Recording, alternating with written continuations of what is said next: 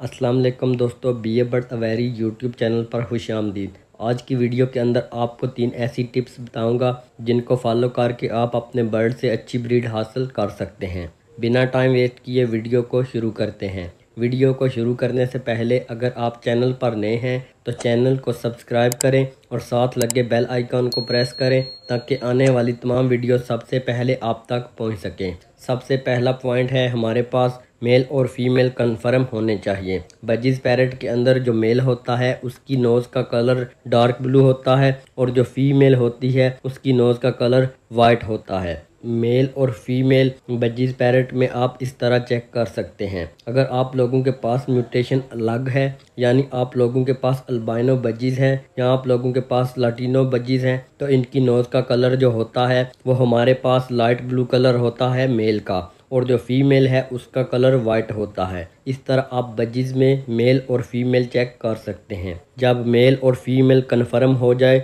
तो आपने दोनों को एक केज में एडजस्ट करके रख देना है, यानी केज को एक जगह ही रखना है, केज को हिलाना नहीं है। अगर आप बार बार केज की जगह चेंज करेंगे तो बर्ड्स डिस्टर्ब होंगे और ब्रीडिंग लेट कर देते हैं। दूसरा जो पॉइंट है हमारे पास वो है माहौल। माहौल आपने बर्ड्स को वो प्रोवाइड करना है जिसमें वो इजीली एडजस्ट हो जाए और खुश रहें, यानी इनको गर्मी का इशू ना हो और ना सर्दी का इशू हो और ना तेज़ हवा का इशू हो और ना उनको धूप का इशू हो जिससे उनको मसला होता है, जिससे बर्ड्स ब्रीड नहीं कर पाते। तीसरा और आखिरी पॉइंट है हमारे पास इन्वायरमेंट। इन्वायरमेंट के अंदर जो मेन चीज़ है वो है प्राइवेसी। आपने अपने बर्ड्स को प्राइवेसी लाजमी देनी है। प्राइवेसी आपने इस तरह देनी है कि केज के पास बच्चे वगैरह ना जाएं। अगर केज के पास बच्चे जाएंगे तो बर्ड्स डरेंगे और वो ब्रीड नहीं करेंगे। उम्मीद करता हूँ आप लोग इन टिप्स को फॉलो करके बजीज पैरेट से आसानी से ब्रीड करवा सकते हैं।